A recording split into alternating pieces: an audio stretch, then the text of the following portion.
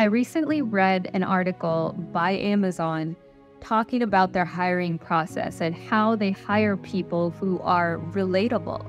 But when you dealt with autoimmune your whole life and you've had these traumatic life experiences and you didn't have a choice but to sink or swim your entire life, how can you come off relatable? How can you even relate to someone that has lived a life where they had all the support they needed? They had the love, the nourishment, the home, the family unit, and you come from all these broken aspects of life that led into this autoimmune condition that you have to live with for the rest of your life. And these conditions cause all these debilitating symptoms on a daily basis. You're going through life and immersing yourself through these experiences with people, and you realize you don't fit in.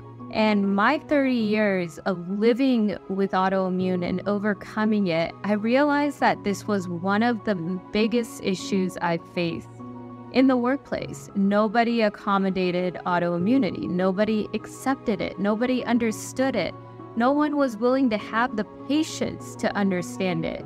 And the moment I made one mistake, I was out of there in a flash. No one even took the time to understand what I was going through. And it took patience, it took understanding, it took acceptance. We have gay rights, we have same-sex marriage, we have all these women's rights, but why don't we have autoimmune rights? Why is it not acceptable to not have to compromise your health to have a job? Why is it one or the other? Why do I feel like I have to compromise my health in order to have friends, in order to not have a family who betrayed me, in order to have a job, in order to live a normal, peaceful life? I have to compromise my health.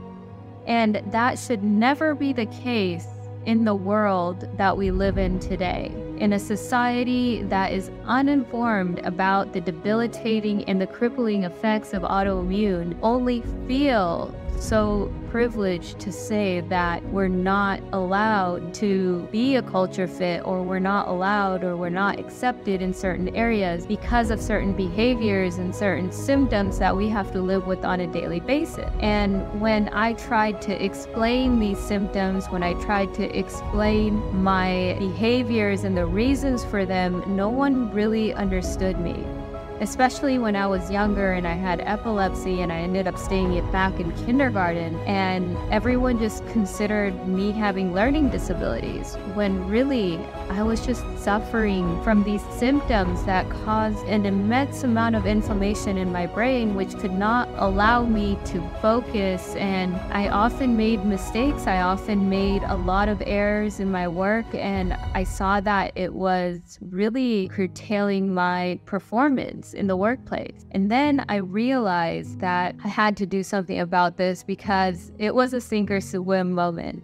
I either not have a job, or I just stay in bed and take care of myself and not have the means to be able to do that. And as a single woman, it's nearly impossible to survive without a support system if I chose option B. So my only option was to overcome autoimmune in a way that I didn't have to feel like I was not in a place where I couldn't take care of my health. I had to find places that supported my well-being. And in the world we live in, it's very rare where people actually support your well-being. They care about what